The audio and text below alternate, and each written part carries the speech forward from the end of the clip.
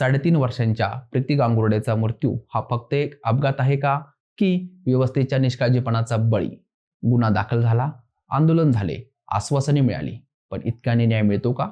अहिल्यानगरच्या इतिहासात अशा अनेक घटना घडल्या, मात्र पीडितांना न्याय मिळाल्याची उदाहरणे किती? प्रीतीच्या मृत्यूमागचं सत्य, व्यवस्थेची जबाबदारी आणि न्यायाच्या लढ्याचा हा प्रवास आपण पाहूयात पंचनामातील या भागातून. नमस्कार, मी गणेश शेंडगे आपले स्वागत करतो. प्रीती किरण गांगुर्डे अवघी 3.5 वर्षाची चिमुकली. रस्त्यावर तुटून तरंगणाऱ्या विद्युत तारांचा शॉक बसून तिचा मृत्यू होतो. अशा पद्धतीनं अहिल्यानगरमध्ये यापूर्वीही अनेक घटना घडून मृत्यू झाले. मात्र हे प्रकरण खूपच गंभीर असल्याचे स्थानिक लोकप्रतिनिधींच्या लक्षात आले.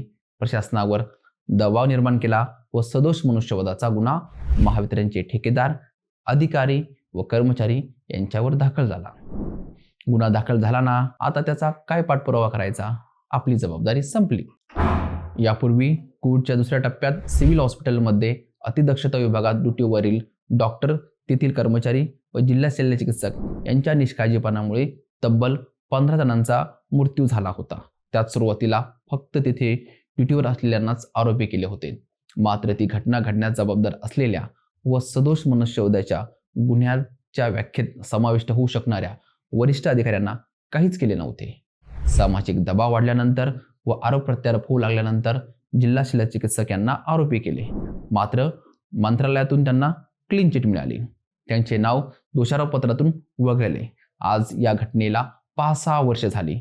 त्या 15 जणांना न्याय मिळाला नाही. न्याय मिळेल असे वाटत नाही. त्या घटनेबाबत कोणीही गंभीर नाही. याचे कारण म्हणजे जिल्हा शासकीय रुग्णालयात उपचार घेणारे हे आर्थिकदृष्ट्या गरीब घरातील, कुठल्याही प्रतिष्ठित घरातील नसल्यामुळे त्यांची बाजू घ्यायला, त्यांची बाजू मांडायला, त्यांच्यासाठी लढायला कोणीही नाही. म्हणून त्यांना न्याय मिळणार नाही. त्या 15 जणांना न्याय मिळेल का याचे उत्तर देणे अवघडच. सामाजिक दबाव होता म्हणून अधिकाऱ्यांना आरोपी करायचे व लोकांना विसर पडला की त्यांना सोडून द्यायचे. हा पॅटर्न सगळीकडे चालतो. उद्या आपल्याकडून नकळत चूक झाली आणि आपल्यालाही तुरुंगाची हवा खायची लागण्याची वेळ येऊ नये म्हणून दोषारोपपत्रात नाम समाविष्ट करण्याची मंजुरी देण्याचा अधिकार असलेले वरिष्ठ अधिकारीही न्यायाच्या भूमिकेत राहत नाही, तर दुसऱ्या दुय्यम अधिकाऱ्याला कशी मदत होईल अशा पद्धतीची वर्तणूक तथा मदत होईल अशी कृती ते करतात. आता प्रीती गांगुर्डे या 3.5 वर्षाच्या मुलीचा मृत्यू झाला. त्या प्रकरणात स्थानिक पुढारी व लोकप्रतिनिधी यांनी पुढाकार घेतला म्हणून अधिकाऱ्यांवर गुन्हा दाखल झाला. पण या प्रकरणात तिला न्याय मिळणार का?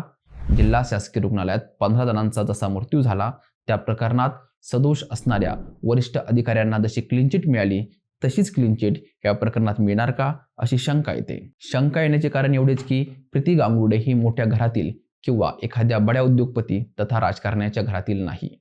कारण ज्याच्यासाठी कोणी भांडत नाही त्याची बाजू घेण्यासाठी ना तपास यंत्रणा संवेदनशील असते, ना प्रशासकीय यंत्रणेला त्याचे काही गांभीर्य असते. भारतीय संविधान सांगते की कायद्यासमोर सर्व समान, प्रत्येकाच्या मताची किंमत एकसारखी असते. पण वास्तवात ती एकसारखी असते का?